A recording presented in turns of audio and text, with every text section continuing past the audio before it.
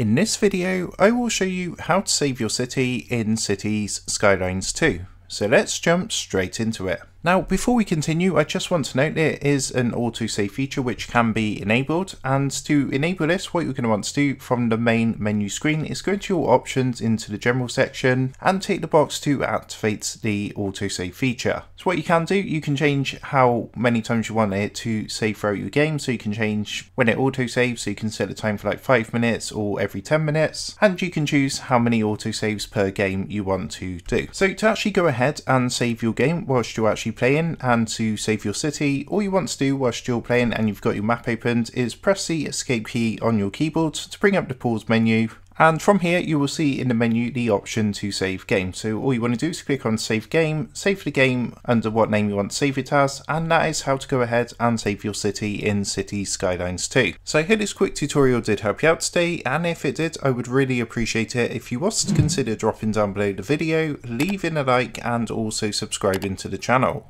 With that being said, I just want to take a minute to thank you guys for watching this quick tutorial, and I will see you in the next video.